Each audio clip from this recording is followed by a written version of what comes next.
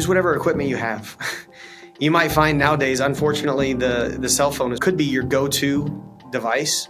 I can get all technical. I can go tech savvy here and just start using terms that only like 10% of the population might know. When that shifted over to products going out, things going out for public consumption, it changed the motives and quality of all the work. Don't expect perfection. I mean, you don't have to talk just to talk. Hey everybody, welcome to another educator conversation. We took a bit of a spring break, but I'm excited to be back and chat with a great friend and broadcast digital media educator, Scott Parson from Arlington Public Schools. Welcome to the show, Scott. Oh, welcome. Yeah, thank you. I'm excited to be here and always appreciate the opportunity to come and talk a little bit about multimedia education, broadcasting, all the fun stuff. Yeah, you do a great job. We just talked earlier this week and you're doing some really creative things, but what's most important about these conversations is how you're getting students involved. And we dive right in on this. What are the three most important things for a broadcasting and digital media teacher to know when starting a program? If you can go back to that starting point. Yeah. I would say get totally scared, sweat, frantically call everybody, No, I think the big thing is we've noticed on our side is we really, we want to understand our audience, and when we're doing social media, where we've done some class intercom things, but we've done social media and then obviously adding in, getting things out on live streaming. It changes. We want to know who it's going to, but it's changed a lot of the ways that we do things. Don't get scared about, yes, there's probably awesome things out there that can create all this stuff for you. But in step one, use whatever equipment you have. You might find nowadays, unfortunately, the cell phone is probably very much could be your go-to device. But use the equipment you have and work on creating content that has a specific purpose. That's purpose-driven content adds a lot of value to what you're doing. And if the best thing you got is a Rebel EOS camera that you can maybe take decent video with, or if you're looking at using just cell phones a lot, which take great video and pictures, just use what you have. So I guess after that, understand who you're going to, use what you have, because we can all write a wish list. If we won the Powerball or something recently, I'd have a nice wish list that would open up the door to a lot of things. Right.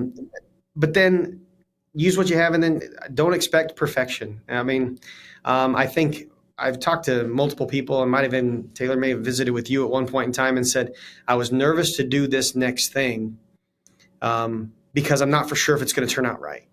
And I kind of said, well, let's create something that is mildly decent.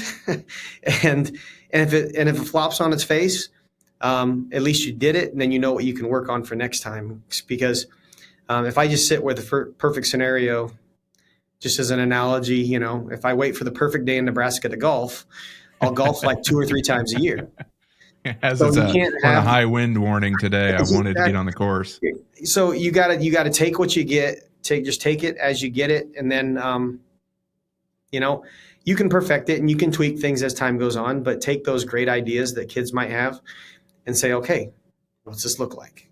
And use whatever equipment you have to create content that has value and purpose to those around you. I think it's great advice for anything you do to not wait for perfection, because it hinders us from starting in general. So I think it's great advice. How much do you talk with your students about understanding your audience, especially on the broadcast side? It's constant, and we want to know who we're talking to because I think that feeds the words we use. Because, in certain venues, you can go, I can get all technical. I can go tech savvy here and just start using terms that only like 10% of the population might know. But I probably should be generically broadcasting something out so a lot more people can partake in what we're doing. Like I talk to the kids even about, I go, inside jokes are great, keep them inside. because nobody else understands them. If it's between you and just one person, then call them up and use the joke, and then come back to where you might have 30 people watching. It's nice, and maybe over time, if you were doing we do a Fridays with First podcast, and it's just been exciting.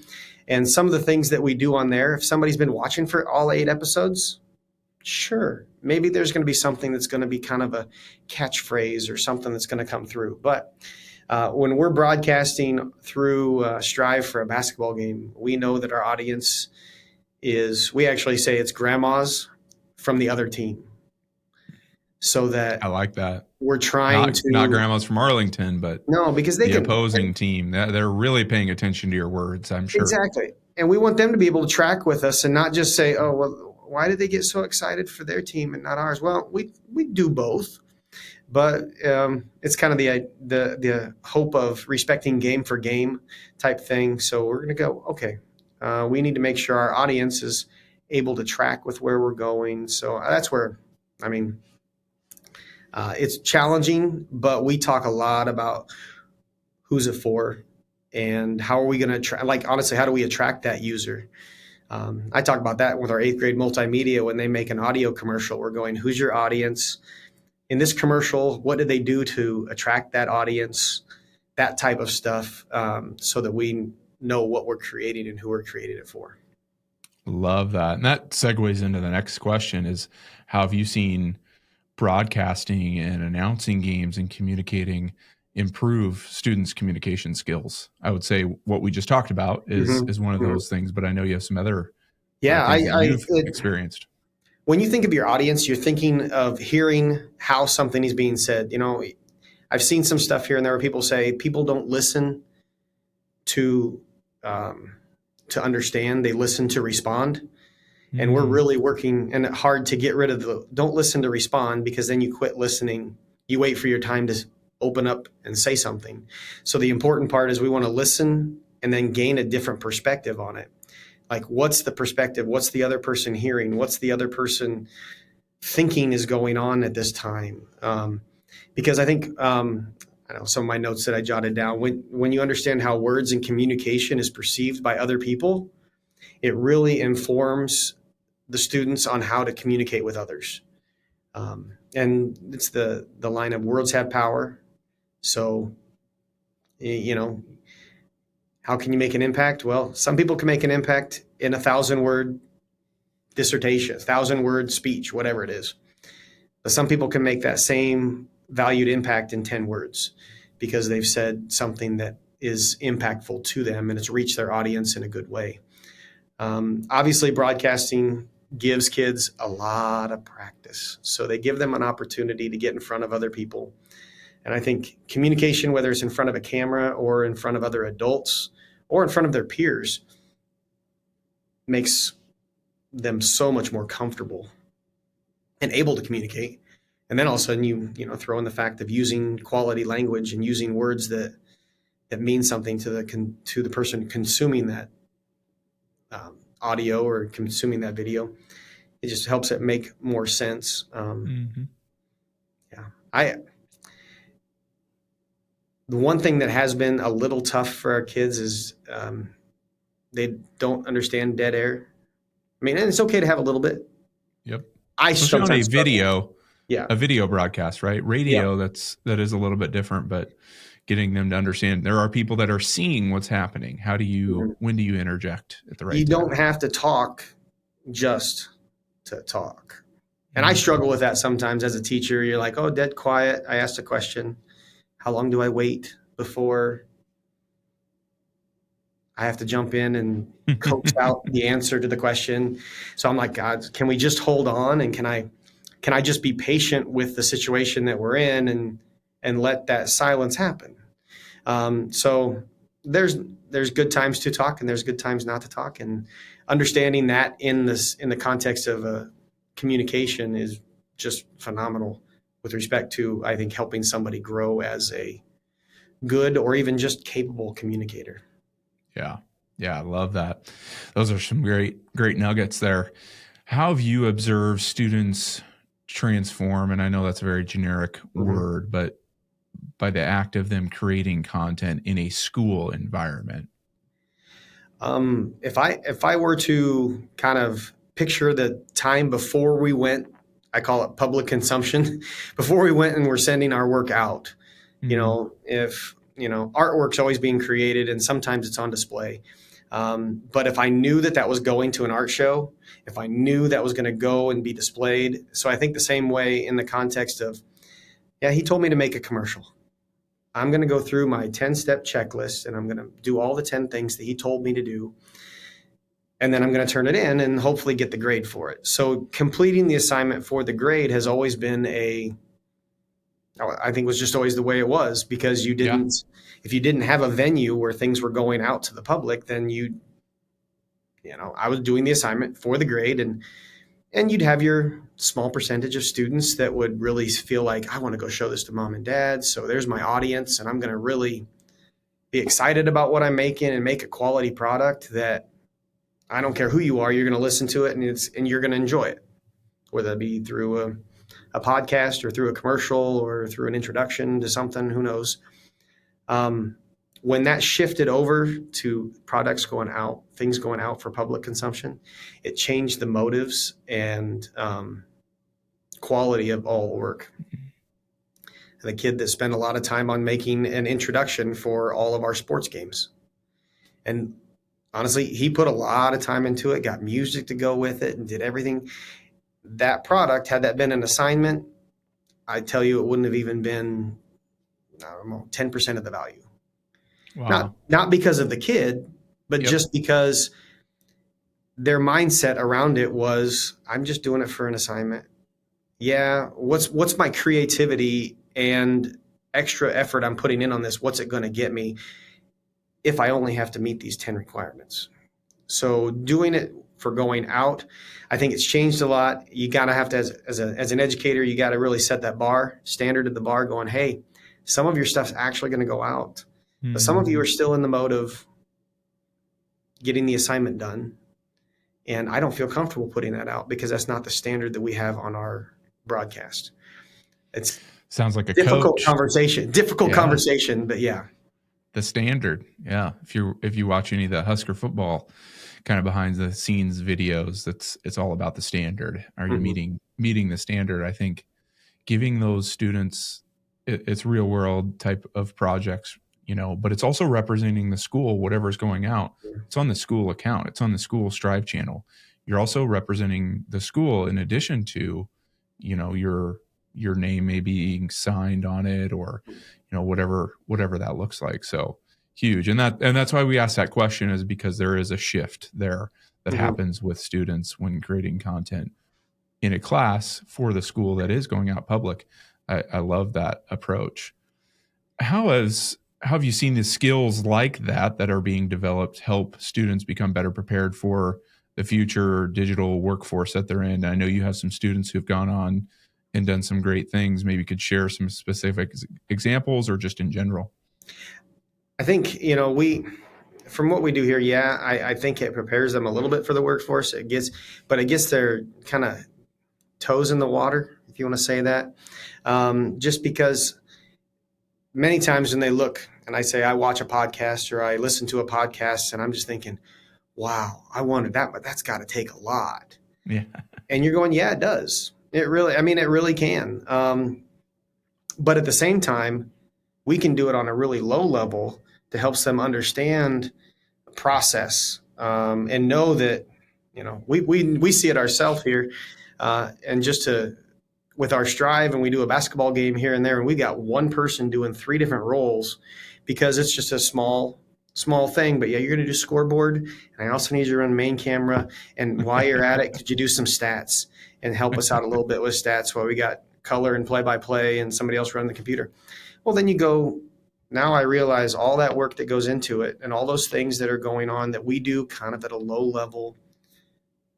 I don't say mediocre, but we just do it at a low level of, if we went to state basketball and you only have to do one of those jobs, you're going to be able to really focus on that. Yeah.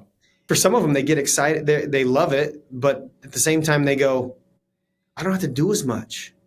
because we're Right. multitasking here. And now they get like, we get everybody that can go, and they get to actually separate. We have space. Yeah, you had a ton of kids that day. We're not Yeah, squeezed in, and I've yeah. got a lot of kids that are interested, and I kind of use that as a little bit of you Yeah. helped us a couple times. Come to state. Maybe I can get you 30 times next year. Maybe I can get you 20 times next year. Right. Right. And it helps open the door. Let's see. Did you get any feedback from the kids just with state basketball this year? We had them watch the videos. Yeah. The training. I don't know if you went through it or just had your kids, but I did not. The kids did, yeah. And they said one guy actually went through multiple because he wanted to make sure. He's like, I can't remember what the different categories were, but he went through multiple just because he wanted to make sure he was covering all his bases, because we have a lot of kids that multi. I mean, 1 second they run Wirecast, next second they're on the main camera, the next second they're running. Well, now nice. They're running the PTZ, those type of things. But yeah, I think the training helped set some natural guidelines for us. Yeah. And so seeing how people work together, I think makes you look at going, that video podcast or that thing that they're doing, I could be part of that in one of the many different roles that they're using. Yeah. You're exposing them to some different areas by, they're not just focused on camera. They are doing some multitasking. And I think that's great. And then when you do get to a state experience or they get an internship, they know, oh yeah, I've done that. I want to just do that. I don't want to kind of have all these other responsibilities. We use Jeff Ekstrom from Kearney as a great example, who did play-by-play most of his high school career and even into college, fell in love with writing, and now he's the marketing and communications director for the Omaha Supernovas professional volleyball team. Awesome. So he's not doing play-by-play for the Supernovas. He's the marketing director. So all of those experiences, like you're saying, that your students are getting are all foundational skills being built for whatever they go and do next, even if it's not a media or broadcasting job. Yeah. Right. I think you go and work at an HVAC place and they need somebody to help do this and do that. Or, hey, you've been here 10 years and the radio we want to do a promotion through the radio. Could you go to the radio station and be that communicator? Having that skill set just carries over into so many different areas, and it's generational. These kids, some of them are so much more savvy than I ever was at that age, partially because it didn't exist when I was there. We won't talk about that, but we're old. But they now have those day-to-day skills that if they see the purpose and the value in it, now, gosh, I'm working at a bank. I work at a bank, and you want me to do something about helping promote to get new employees. There's so many ways that they could use what they're getting in a small scale here in almost any occupation, because maybe the people currently in that workforce, it's so foreign to them and they're scared of it because they've never have any experience with it. Yeah. I don't know. I think it grows so much. We've had kids that have gone, we had kids that have worked at Husker Vision, went on, had an internship at the Green Bay Packers. We've got two kids that helped out a little bit when we were just getting kickstarted and went off to Northeast and won a national broadcasting award through the National Skills USA. Yeah. And then now one is at, actually met one, he was working for NCN at state basketball, and the other one works for Husker Vision, twin brothers, great guys. And they've just grown so much in their skills. Somebody went on to do some work with the Husker Vision and internship with the PGA. So if you're going directly in the field, there's lots of people that have done very, very, very well with that skill set. But I can say that even some of the ones that haven't gone into that field, they've got great communication skills that work for them in whatever field they're in.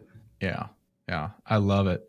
Great examples. And, this is for other educators to learn from, but also administrators, school board members, whoever, students who are watching this, just see the value of investing in a program, and you're seeing the fruits of that labor. Unfortunately, this conversation is not a very technical one, so we're not going to get into all the cool stuff you do, like you've 3D printed a handle and case for your Rode mics. You created this new mount for your PTZ cameras. I'll let Eric and maybe Hoosier record that with you, and Gotcha. you can share that. But how has the work, we've worked together for several years, but this kind of our humble brag, shameless brag time. How's the training, resources, and support that you've received from Striv helped you improve as an educator and advisor for your program? Well, when you go, like I talk about, when you have the bare minimum stuff at the start, I remember looking at first that Strive list going, what do I need to get started? And we had like I don't know, it was like a pamphlet, like a handout that said, you need this check, this check, this check. And so we get it. And, I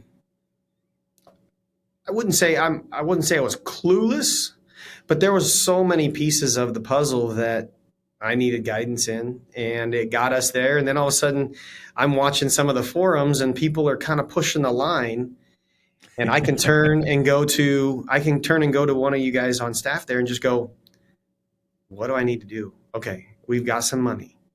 I would love to have this. I would love to have this. What can I do? And having that resource has been phenomenal. I've watched, and that's on the technical, like hardware side, but I would say that there's also things like when we're going out to stream things. I've had some conversations with Eric that have just gone, oops, didn't think about that before. Oops, didn't think about that before. Why does this look off compared to things I watch on TV? Or why does this look different? Or what are we doing wrong? Well, some of it was camera angles, and some of it was the understanding of what are good best practices, because all I'm seeing is what I see on TV. And I'm going, I don't have like a set of standard rules or a set of standard like expectations that say, let's make sure the viewer isn't having to do like a brain flip because you're doing cameras in weird spots. And they lost their location about where they are in the gym. Okay, that makes sense. Okay, I get that now. And I didn't get that before, so we had cameras on opposite sides of the court and just confusing people all over the place, trying to get a good angle, thinking we're trying to be all, I don't know, fancy with our photos, fancy with the videos. But it's been really good to kind of open my eyes to like technology and broadcasting standards, along with helping me relate that directly to my students, because they don't want to know, does it look good? And you go, no. They want to, and then they look at you and go, well, why? And I'm like, it just doesn't. I have a hard time putting sometimes those things into words where you're going, no, we need a wide shot, we need a tight shot, we need this, we need that. You want to set the zone. So if you're, set the tone by having a wide shot maybe at the beginning of this clip, so we can kind of get an idea of where people are. If you're doing this commercial for something, don't just take the local coffee shop and zoom in on the coffee maker, because that could be anywhere. We want to make sure that we are giving people the idea of where you are, what's going on, so they can connect it directly to something that's valuable for them.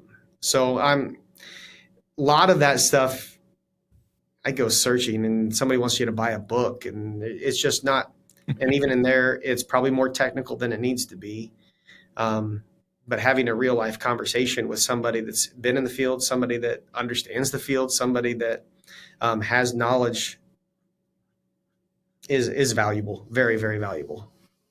I love it. Well, thank you. We try to bring a fresh perspective and different view to help you and guide you. You guys are the hero, though, in the school working with the students, but hopefully that, if you're watching this, just shows you the value that having a partner, someone to collaborate with, has a ton of value in that. So thank you very, very much, Scott. Really appreciate all the work you're doing and being on the show today. Well, thank you for having me. I appreciate it.